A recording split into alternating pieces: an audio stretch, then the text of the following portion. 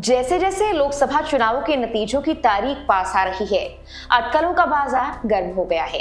NDA या फिर India गठबंधन, दोनों में से कौन किस पर भारी है, इसको लेकर सियासी पंडितों की भविष्यवाणी आना शुरू हो चुकी है। प्रशांत किशोर और योगेंद्र यादव, जिनके आंकलन चर्चा का विषय तो रहते हैं, लेकिन कभी कभी काफी हद तक सटीक भी साबित हो जाते हैं। वो आखिर इस चुनाव में किसका परचम लहराता हुआ देख रहे हैं? क्या भाजपा 400 पार वाले नारे पर खरी उतरेगी, या फिर इंडिया गठबंधन की एकजुटता सिर्फ मंच पर नहीं, नतीजों में भी नजर आएगी? आइए नजर डालते हैं पीके और योगेंद्र यादव के इन चुनावों को लेकर बड़े प्रेडिक्शंस पर। नमस्कार, मेरा नाम है मेघना सचदेवा। आप मुझे देख रहे हैं लोकमत हिंदी पर। सबसे पहले प्रशांत किशोर के 5 बड़े प्रेडिक्शंस आपको बताते हैं।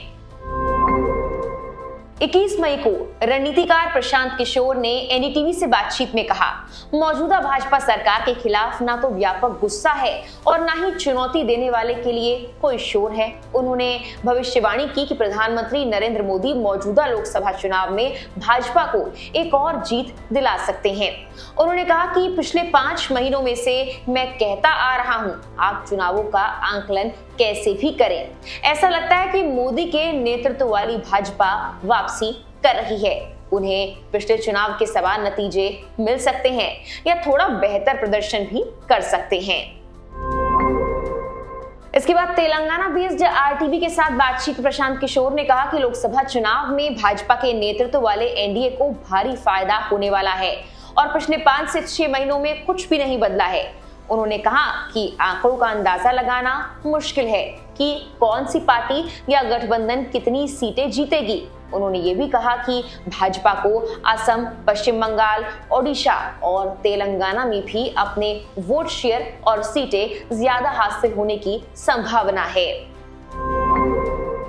प्रशांत किशोर ने इंडिया टुडे के साथ हालिया बातचीत में कहा था कि एनडीए की सीटों का आंकलन करना बेईमानी होगी। उन्होंने कहा कि भाजपा 370 के पार तो नहीं जा रही, लेकिन 270 से नीचे भी नहीं जाएगी। ये भी कहा कि भले ही एक बड़ा वर्ग है जो मोदी से नाराज है, लेकिन वो गुस्सा मोदी को हटाकर रहना है, ऐसा कुछ भी नजर नहीं आता।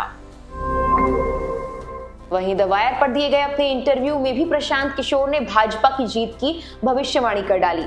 हालांकि उसके बाद उन्हें काफी ट्रोल भी किया गया। प्रशांत किशोर ने इस इंटरव्यू के दौरान कहा कि उनकी समझ से इस बार के चुनाव में भाजपा की कुल सीटों की संख्या घटती दिखती नहीं है। वो कहते हैं कि देश का उत्तर पश्चिमी हिस्सा और प्रदेश भाजपा का गढ़ है, वहीं पार्टी को वहां कोई बड़ा नुकसान होता नहीं दिख रहा, और जो थोड़ा बहुत नुकसान होगा भी उसकी भरपाई दक्षिण पूर्वी राज्यों से हो जाएगी। मोजो स्टोरी से प्रशांत किशोर ने बात की और कहा कि एनडीए भले ही जीत रही है, लेकिन प्रधानमंत्री नरेंद्र मोदी की व्यक्तिगत छवि में काफी गिरावट दर्ज की गई है। उनका कहना है कि 2019 में मोदी जी की जो लोकप्रियता है वो अब नहीं रही। उनके बाकी बयानों से मोजो स्टोरी के साथ बात की गई बातचीत थोड़ी सी अलग जरूर लगी। इसके बाद बात की जाए योगेंद्र यादव की, तो उन्होंने भी कई मीडिया प्लेटफॉर्म्स पर चुनावों को लेकर अपनी राय रखी और बताया कौन आगे नजर आ रहा है। योगेंद्र यादव ने अपने YouTube पर शेयर की गई वीडियो में भविष्यवाणी की कि भाजपा 240 से 260 सीटें ही जीतेगी, जबकि एनडीए सहयोगियों को 35 से 45 सीटें मिलने की संभावना है। इससे एनडीए को 275 या 305 सीटें ही मिल सकती हैं, जो सरकार बनाने के लिए तो पर्याप्त है, लेकिन भाजपा द्वारा निर्धारित 400 सीटों के लक्ष्य से काफी कम है। यादव ने कांग्रेस को लेकर कहा कि वो 85 से 100 सीटों के बीच जीत हासिल कर सकती है, जो 2019 के आम चुनावों में हासिल की गई 52 सीटों से तो अहम बढ़ोतरी है। इसके अलावा न्यूज तक को दिए गए अपने इंटरव्यू में योगेंद्र यादव ने कहा कि भाजपा ने कर्नाटक से लेकर बिहार तक पिछले चुनाव में जिस तरह से जीत हासिल की थी, वैसा इस बार तो नहीं होगा। पार्टी का वोट शेयर 5 से 10% गिरेगा, कुछ इलाकों में नुकसान भी होगा। उन्होंने ये भी कहा कि गुजरात, राजस्थान और उत्तर प्रदेश जैसे राज्यों में भी पिछली बार भाजपा ने जिसे क्लीन स्वीप किया था, वैसा इस बार क्यों नहीं होने वाला है। उन्होंने भाजपा को यूपी में 10 सीटों के नुकसान की बात कही।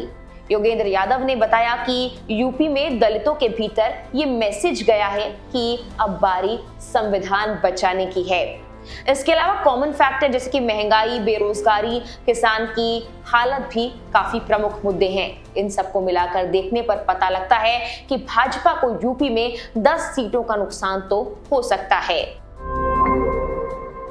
फेज डिसूजा से बात करते हुए योगेंद्र यादव ने कहा कि कैसे हर फेज के साथ ही चुनाव बदला है। उन्होंने कहा पहले उन्हें लग रहा था कि कांग्रेस और तमाम विपक्षी पार्टियां उतनी मजबूती से नहीं लड़ रही, ज्यादा मेहनत करने की जरूरत है, लेकिन बाद में चुनावों ने करवट ली और मामला बदलता हुआ नजर आ रहा है। कुल मिलाकर दोनों पॉलिटिकल एनालिस्ट अपना अपना गणित लगाने में लगे हैं। हालांकि किसकी भविष्यवाणी सटीक रहती है वो आने वाला वक्त ही बताएगा। लेकिन चुनावों को लेकर आपकी राय क्या है, हमें कमेंट कर जरूर बताएं। कौन किस पर भारी लगता है।